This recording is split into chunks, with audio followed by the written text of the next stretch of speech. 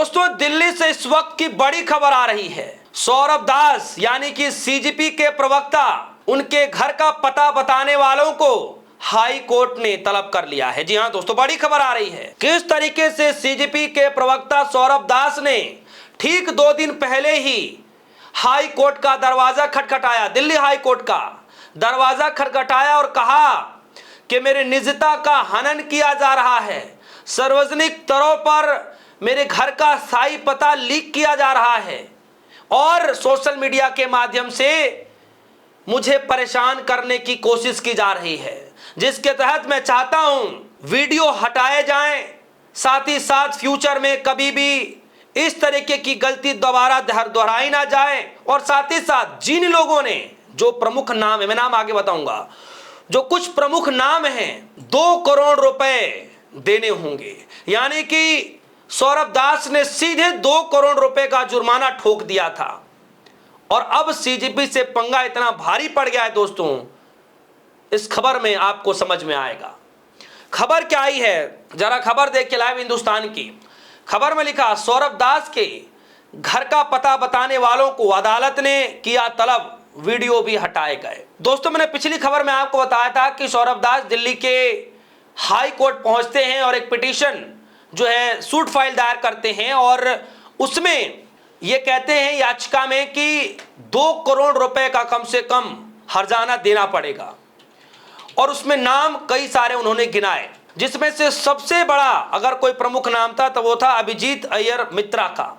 हालांकि कई लोगों के नाम है इसमें, मीडिया प्लेटफॉर्म पैम्पलेट भी है, लॉ बीट समेत बहुत सारे चैनल्स हैं, बहुत सारे लोग हैं जिनको तलब कर लिया गया है, जिनके ऊपर यह आरोप लगाया गया, जो सौरभ दास हैं उनकी तरफ से आरोप लगाया गया कि उन्होंने दिल्ली के अंदर जो विरोध प्रदर्शन किया था, उसके बाद दिल्ली वाले जो मकान है, यानी दिल्ली के अंदर जो किराए पर मकान है, उसका एक घर का पता और अन्य जो जानकारियां हैं वो सार्वजनिक कर दिया गया।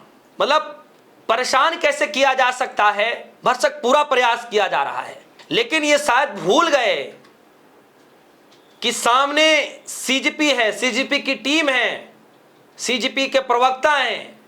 ये आने वाले दिनों में कितना मुश्किल खड़ा कर देगा, ये शायद उन लोगों को नहीं पता था, जो खुले मंच से सौरभ दास के घर का पता और निजी जानकारियां जो हैं वो खुले तौर पर लोगों में फैला रहे थे। और जाहिर तौर पर दोस्तों, आप सोच के देखिए कि पिछले 12-13 सालों में कोई एक भी नया युवा कोई एक भी नया युवा ऐसा नहीं आया कि वो राजनीतिक में कदम डाले और उसको सक्सेस मिल जाए। हालांकि यहां सीजीपी के लोग राजनीति नहीं कर रहे हैं, कोई राजनीतिक मंच नहीं है। इन्होंने सटायर के तौर पर एक मजाक में ही पार्टी का नाम घोषित कर दिया, कॉकरोच जनता पार्टी। और कॉकरोच जनता पार्टी इतनी कारगर साबित हुई, भले ही सीजीआई साहब के मुख से कॉकरोच निकल गया हो, लेकिन इतना कारगर साबित हुई कि सरकारों को, बड़ी सरकारों को अब झुकना पड़ रहा है। ऐसी शुरुआत हुई सीजीपी के आंदोलन से। आप इस बात से अंदाजा लगा दिए कि सीजीपी का इस वक्त क्या रुख है, तो आप उससे अंदाजा लगा लीजिए कि कभी सरकारें युवाओं को लेकर बात तक नहीं करना चाहती थी। आज युवाओं को लेकर के नई रणनीतियां तैयार की जा रही हैं। इवन जेएनजी को साधने के लिए नितिन नवीन सहित स्मृति ईरानी, ये सारे बड़े चेहरे अब फ्रंट पर लाए जा रहे हैं। और हैरानी की बात है दोस्तों कि जिस सीजीपी को लेकर के सरकार को झुकना पड़ा, अब वही सरकार जो है नितिन नवीन को आगे कर रही है, अपने अध्यक्ष को आगे कर रही है। जिस अध्यक्ष ने खुले तौर पर कहा कि ये तो भैया छात्र है ही नहीं, इनको अकल ठिकाने लगाने की जरूरत है और इनका अकल ठिकाने जो है लग जाएगा, मतलब कार्यकर्ताओं को निर्देश दे रहे थे। और उसी की देन रही दोस्तों कि किस तरीके से बिहार के अंदर उपचुनाव हुआ और हालत कैसे बदलती हुई नजर आई। स्मृति ईरानी को लेकर के भी सीजीपी के लोगों ने तंज मारना शुरू कर दिया है कि कैसे जो है सीट से हटा लिया गया था और अब इनको युवाओं के चेहरे पर फ्रंट पर लाया जा रहा है कि युवाओं को साधेंगे, उनसे जो है संपर्क में रहेंगे, रणनीतियां तैयार करेंगे। तो देखिए ये चीजें हो रही हैं। महाराष्ट्र की सरकार भी एक्टिव हो गई बिहार की सरकारें भी झुकने तैयार हो गई, यूपी की सरकारों ने भी एकदम ठान लिया है कि किसी तरह से कोई शिकायत ना आ जाए। तो शायद सीजेपी के लोगों को, शायद सीजेपी से इतना भारी पंगा लेना, शायद उन लोगों को पता नहीं था कि सीजेपी एक्चुअल में है क्या, क्या काम कर रही है इस वक्त। और ऐसा काम सीजेपी कर रही है कि लोग स्वतः ही जुड़ते चले जा रहे हैं, क्योंकि अपने भलाई के लिए काम नहीं हो रहा है। यहां तो सभी पार्टियां जो अपने भलाई के लिए काम करती हैं, लेकिन सीजेपी अपने भलाई के लिए काम नहीं कर रही है।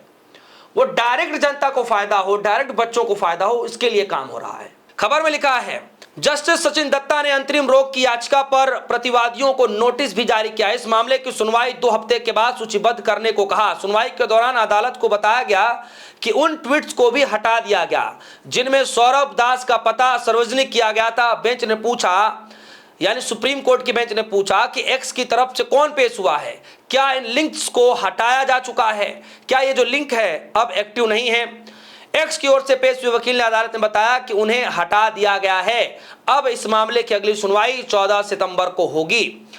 सौरभ दास ने उनके निजता के उल्लंघन के आरोप लगाते हुए 2 करोड़ रुपए के हर्जाने की मांग की है। उन्होंने अदालत में यह भी कहा कि मित्रा समेत अन्य को आगे उनके आवासीय पते आदि को सार्वजनिक करने से भविष्य में रोका जाए और उनके उन वीडियोस को हटा दिया जाए जिनमें सूचनाओं को सार्वजनिक किया गया है।